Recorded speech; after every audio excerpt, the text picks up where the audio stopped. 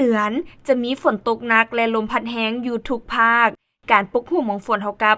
55% ของพื้นที่กรมอุตุนิยมและอุทกศาสตร์พยากรณ์อากาศวันที่ 16 พฤษภาคม 2025 ว่าความกดดันต่ำของอากาศร้อนยังสืบต่อปกคลุมอยู่ทั่วทุกภาคของประเทศลาวด้วยกำลังอ่อนสมทบกับกระแสลมตะวันตกเฉียงใต้พัดปกคลุมภาคเหนือและลมตะวันออกเฉียงใต้พัดปกคลุมภาคกลางลงหาภาคใต้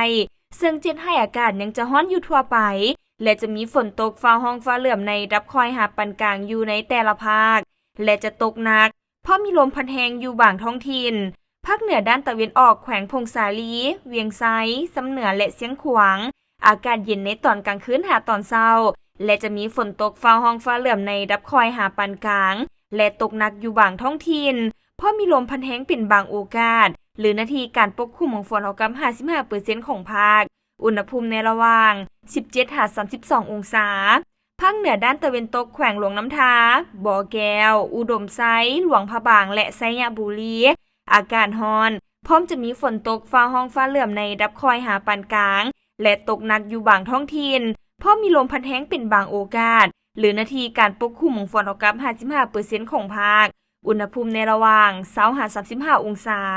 นครหลวงเวียงจันทน์อากาศร้อนพร้อมจะมีฝนตกฟ้าห้องฟ้าเหลื่อมในรับคอยหาปานกลางและมีลมพัดแรงเป็นบางโอกาสหรือนาทีการปกคลุมของฝนเท่ากับ 50% อุณหภูมิในระหว่าง 24-32 องศา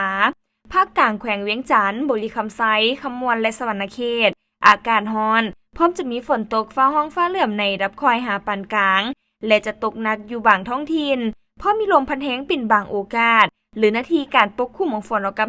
55% ของภาคอุณหภูมิในระหว่าง 23-35 องศาแขวงไซสมบูรณ์อากาศเย็นในตอนเช้าพร้อมจะมีฝนตกฟ้าห้องฟ้าเหลื่อมในรับคอยหาปานกลางและมีลมพัดแรงเป็นบางโอกาสหรือนาทีการปกคลุมของฝนเท่ากับ 50% อุณหภูมิในระหว่าง 19-31 องศาภาคใต้แขวงสารวันจำปาสักเซกองและอัตตปือ